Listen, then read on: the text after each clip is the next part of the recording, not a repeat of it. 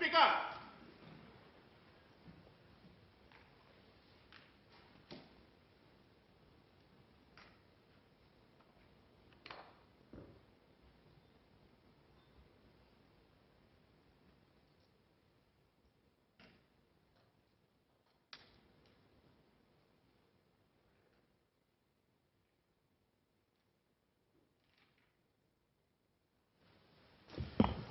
Order. Questions for oral answer. Ms. Denise Poh.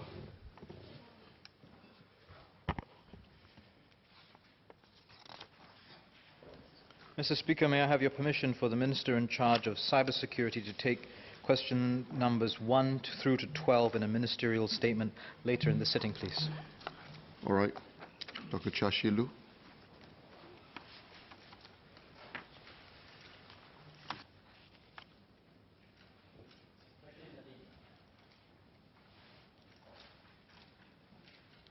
Mr. Speaker, may I have your permission to also take question 13 to 19 subsequently in my ministerial statement?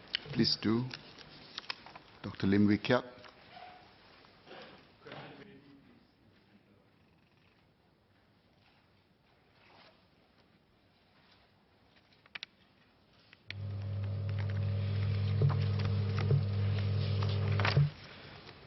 Mr. Speaker, let me thank members for their questions. That allows MINDEF to explain our policies. Singapore's founding leaders... Minister, if you have a statement, we can take that later after the parliamentary questions. Mr. Speaker, I'm not making a ministerial statement. I'm replying to the PQs. Okay. Please proceed. My apologies.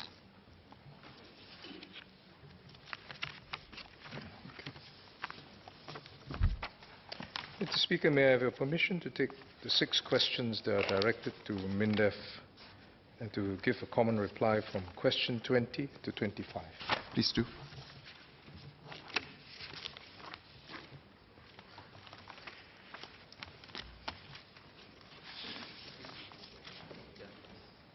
Please do. Thank you, Mr. Speaker. Let me thank members for their questions. Singapore's founding leaders knew the strict conditions that national service would impose on citizens when they passed the National Service Amendment Bill, and this was 51 years ago, and the Enlistment Act in 1970. In 1984, just as he was about to retire, a reflective Dr. Goh Keng Swee acknowledged it, plain and simple. Quote, "National service imposes a great sacrifice of time and money on the young men called up," unquote. But Dr. Goh followed with the reason why this sacrifice was called for and why NS was crucial to our nation's survival. I continue, quote, Dr. Goh's words, "Deep in his heart, the average Singapore citizen knows the danger he faces are real and not hypothetical, and that there is a need to defend ourselves," unquote. The Appellate High Court also brought their minds to bear on our NS policy, just as recently as 2017, last year. This was during an appeal on the sentencing of NS defaulters. Their written judgment spelled out the reasons why more stringent sentencing benchmarks were justified. But those same reasons lie at the heart of what various members of Parliament have asked today. Dr. Lim Wee Kiat, Mr. Darrell David, Mr. Sito Eaton, Ms. Joan Pereira, Mr. Muhammad Faisal Abdul Manap, Dr. Intan Azura Mokhtar. In various forms, they ask these questions. How strict is this requirement for every male to serve his national service when required? What exceptions or flexibility can be given? It was a landmark decision presided over by the Chief Justice. The Appellate High Court referred to Deputy Prime Minister Teo's ministerial statement given in 2006 to this House when he was Defence Minister. That ministerial statement, coupled with the written judgment of the Appellate High Court illuminate the fundamentals on which our NS policy are based, that we must not unwittingly weaken lest we undo this nation's foundations. I urge all members to read them. It's crucial. The judges opine that, quote, in practical terms, what the three fundamental principles of national security, universality, and equity mean is that in order to ensure Singapore's national survival, every male Singaporean must serve national service and at the time he is required to under the Enlistment Act without regard to his personal convenience and considerations. Without regard to his personal convenience and considerations. It continues, when a person refuses to serve national service at the time that he is required to, and instead returns to serve at the time of his own choosing, or worse, at an age where he can no longer serve, his actions strike at the very core of the principles of national security, universality, and equity. 13 NS defaulters were prosecuted after this new sentencing framework was established last year. In court, in every case, each of them gave reasons why he did not enlist as required. Some wanted to complete their university degree first, before NS. Others said they had to support their families. But in every case, in every judgment, the courts dismissed these personal reasons, convicted and sentenced them to jail, because harsh as it is, the Enlistment Act is blind to quote-unquote personal convenience and considerations. No matter how talented the individual, no matter how exceptional the circumstance, that is the core of the Enlistment Act. The critical need for a strong defense puts aside personal pursuits and mandates that each liable male performs his national service when required. This is what the law our founding leaders and subsequent leaders passed in this House. We may have forgotten it or diluted it, but the Enlistment Act stands. The written judgment noted that everyone was asked to do his fair share. Quote, this entails every citizen who is required to serve national service making sacrifices or postponing individual goals to serve the nation when the nation needs his service. Unquote. The sum of it, these arguments spell out in unequivocal terms the NS obligations for every Singaporean male. So deferment cannot be for the individual, no matter how talented, to pursue his own interest or career. In other words, because I'm so exceptional in talent, I deserve to be deferred. This is not the Enlistment Act. No matter how talented, and even if it vicariously brings credit or fame to Singapore, because that will be fundamentally wrong and goes against the core principle of equity. To the Enlistment Act is blind to talent, personal considerations, personal circumstances. Some Singaporeans have voiced the same opinions over Mr. Davis' application. I assume that members filed these questions as a result of that. Mr. Suresh Nair, who wrote to our feedback unit, said this, quote, let this Davis case be the right and timely reminder of the need for absolute fairness in applying laws regarding NS deferment. Unquote. He's understood this. Therefore, to preserve equity for all national servicemen, MINDEF will only defer individuals very selectively if their deferment serves Singapore's interests first and foremost, never their own. That's the only basis. This was the only basis to defer 3 sportsmen, swimmer Joseph Schooling, Hua Chung Wen, Sailor Maximilian So, from national service so that they could train and compete in the Olympics. And the sportsmen who were deferred knew this because clear expectations were laid out when deferment was given. We discussed it with MCCY on the standards required for their training. Neither was deferment open-ended or unconditional. They will have to return to serve national service, and if they do not meet the standards agreed upon, deferment will be curtailed. These strict conditions are necessary because even for these individuals who can bring glory to Singapore, there are detractors who think it's unfair for anyone to be deferred. Mr. T. Ng wrote to MINDEF, quote, "Please be fair to all Singaporean males who spend years serving national service. Every Singaporean male's career is important from his own point of view." Unquote. Disruption for individuals after they are enlisted for national service follows the same principles, and also given only for national reasons. We disrupt medical students to complete their medical studies because we need them to serve as medical officers during their national service to take care of their fellow soldiers. It's not a personal career choice. We need them. It is not an entitlement, and once the reasons are no longer valid, the disruption will end. No discussions. For example, we previously allowed overseas medical students to disrupt, but this was stopped in 1992 when we could produce enough doctors locally. You can appeal, but we'll just say no, because we have enough. Similarly, dental students were not disrupted after 1989, as there was no need for NS dental officers. And for transparency, MINDEF publishes a full list of all medical students who are disrupted every year.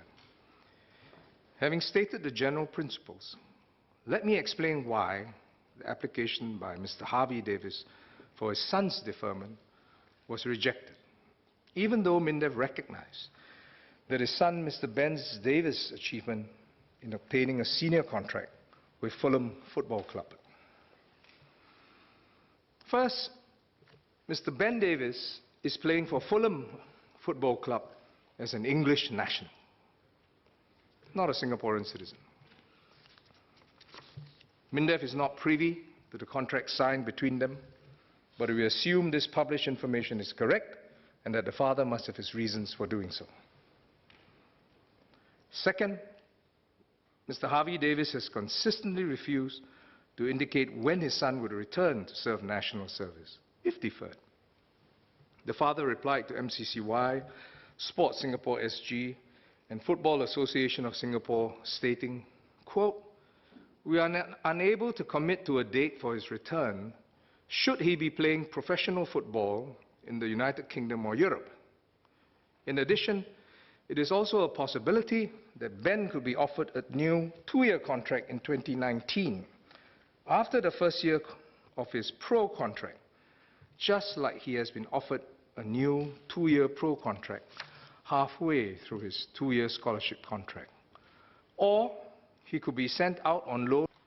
In fact, Mr. Harvey Davis went further after MINDEF rejected the application. He said that he would consider the option for his son to renounce his Singapore citizenship in order to pursue his career. The father's responses make clear his intent for his son to pursue a professional football career to the fullest. If Mr. Ben Davis will not give up his senior contract, which he is now offered, which provides for an allowance of a few £100 a week to serve his national service, it is even more unlikely that he will return to serve national service. Singapore and the interests, including his son's national service obligations, are secondary considerations, if at all. There has been no indication, commitment or plans as to how Mr. Ben Davis would help football standards in Singapore if deferred. Mr. Harvey Davis has urged MINDEF to approve deferment for his son so that it would serve as an inspiration, he tells us, for the 1,000 students registered with his company, JSSL, 500 or so who are local. For your information, JSSL Singapore, Junior Soccer School and League Singapore, is a youth football club and academy business run by Mr. Harvey Davis and advertises itself as having links to Fulham Football Club. MINDEF could not find any valid grounds to to approve the application of deferment by Mr. Harvey Davis for his son. The basis on which our courts have upheld the Enlistment Act passed by Parliament and punished those for not fulfilling their NS liabilities, but instead pursued their own personal concerns and careers. As the writer, Mr. Patrick Tan Siong Kwan, wrote to the Straits Times Forum, quote, "The defense of our country cannot be a matter of serving when it is most convenient. It is a responsibility that every man must take seriously when called upon, regardless of race, family connections, or financial status. It takes personal sacrifice and putting the country before self. Otherwise, there will be no Singapore tomorrow." Unquote. Mr. Suresh Nair, who wrote to the MINDEF feedback unit, said this, quote, "If Davis is proud of his red passport, he must do on this crucial national policy." I've dealt with the application by Mr. Harvey Davis for his son. Let me now address the important issue that MPs have asked. Can and how do we achieve sporting excellence, including for team sports, if national duties are to be fulfilled? I think there was a second limb most of members asked. National service does require sacrifices, certainly personal ones. But performing one's national service duties and pursuing national aspirations for sports excellence need not be mutually exclusive. Many talented sportsmen have served national service as required, and yet at the same time raised the level of their own skills and the teams they played with. To MINDEF's knowledge, there are 3 other footballers who have also been talent spotted to take part in trials for professional leagues overseas. All 3 have spotted by a professional Australian club at age 16, but he went ahead to enlist for NS. During their national service, Irfan and Iksan trained and played for the under-22 national team during the 2017 SEA Games. They were supported by the SAF and home team. Irfan and Iksan are now playing for the Young Lions in the Singapore Premier League and representing Singapore in regional football competitions. I understand Irfan has gone for trials with European clubs, including an upcoming trial with Sporting Braga. And Saifullah and Iksan are slated to follow suit at CD Tenerife and Braga. I'm not a football fan, so these clubs are quite foreign to me, but you would know it, football fans out there. I think this is a good sign for football in Singapore and talented footballers. Talented footballers, Ben Davis included, can emulate the example of a European club. You may have read his interviews. They asked him, "How did you feel when you called up for national service?" He said, "I tried to have a positive attitude. I told myself that army training will strengthen me, and now that I finished NS, I can go on to pursue my dreams."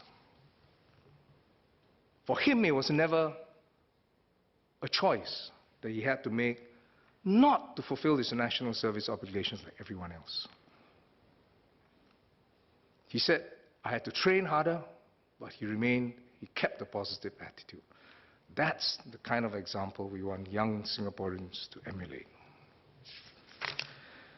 For the recent SEA Games in 2015 and 2017, MINDEF supported those competing, whether they were competing individually or as a team. We adjusted some enlistment dates for national servicemen so that they could participate in the games of a few weeks. Or if they have been enlisted, have been given time off to train for the games. This includes a member of the water polo team who clinched their 27th straight SEA Games gold last year. We wish all these sportsmen every success and hope that they can continue to do well for Singapore in the Asian Games and beyond. MINDEF has done more. Beyond these provisions, we've offered disruption to full-time national servicemen competing in these games. But very few have chosen to disrupt, presumably because they're able to train adequately in the SAF.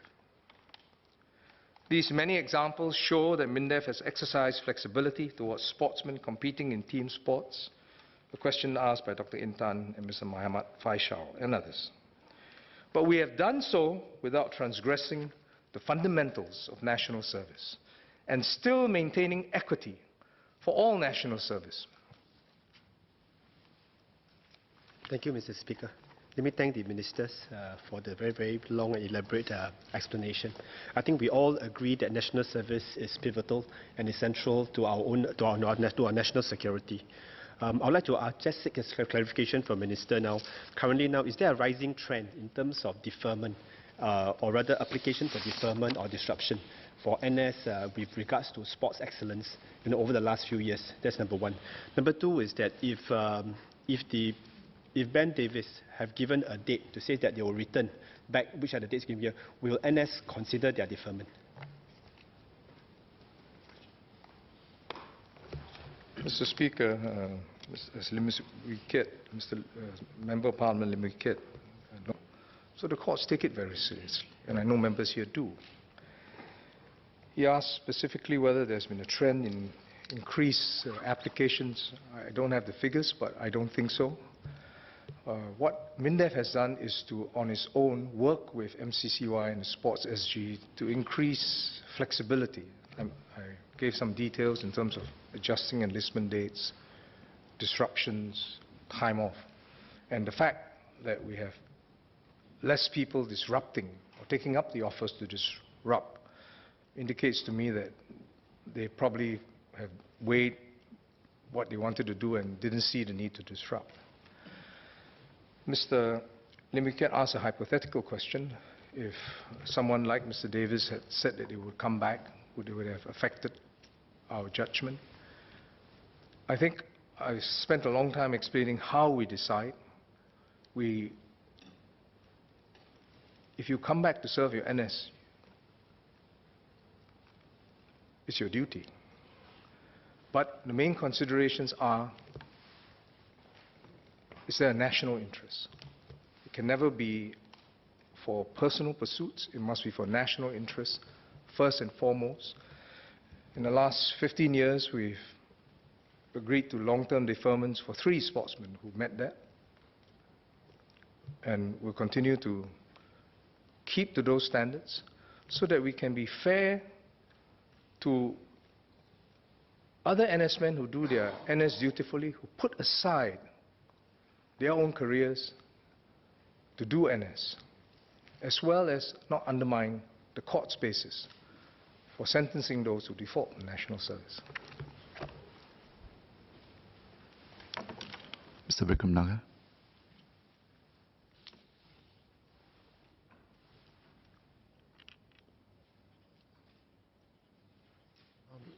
I thank the Minister for the clarification. I just wanted to clarify 2 further points. First, I understand that Ben Davis was called up to play for Singapore, but he was never capped, which meant he was never fielded for Singapore. Is it correct that all those who in fact played for Singapore have found a way to do their national service duties alongside representing the country? That's the first. And the second, even where national athletes are deferred, is it always pegged to representing the country at a specific game, for example, rather than just open-ended? Thank you. Mr. Speaker, I'm not privy to all the facts for Mr. Davis, but as I understand it, or MINDEF is not privy to the facts, all the facts. As I understand it, by FIFA rules, he has not played for Singapore. So he's still free to choose which country he wants to play for. FIFA rules is quite interesting. That's my understanding, and I stand corrected. But you can only choose one country for the rest of your life. That particular shirt you wear can never be changed. Even if you change your citizenship, you can only represent one country. In that sense, I think they have taken a particular philosophy.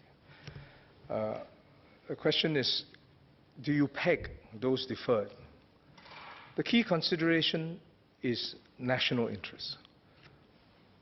There's a misconception that you can be deferred if you're exceptionally talented. That is not the Enlistment Act. How do you decide between one who is exceptionally talented versus another with exceptional circumstances? Someone who is poor, who needs to work to support his family because the parents are sick. And from the court's point of view, they have ruled that personal considerations put aside. So that's been the basis, and I think that's the correct one. Now, obviously, you need some talent, or to have exceptional talent, to be able to compete and bring glory to the country. I mean, that's a given. So we judge it on that basis. And it's never easy. It's not a science. We will consider each case with all the facts and make a decision and tell the public. If not satisfied, the majority of NS men will put aside personal considerations to do their national service duties. Mr. Darrow David. Thank you, Minister, for your reply. I think we all agree on the critical importance of national service and the sanctity of serving the country. I have a couple of PQs, Mr. Speaker. First of all, would the Minister, would MINDEF be prepared to consider sport that perhaps can't be so quantitatively assessed?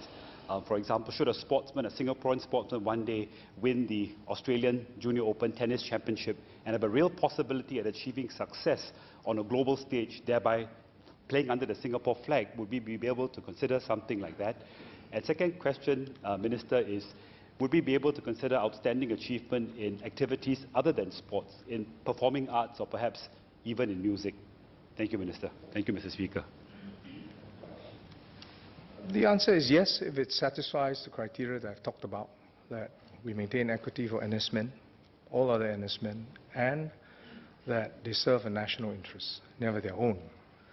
If the first example you gave was that he competes in the tennis, then he decides that he wants to be a professional tennis player before he comes back.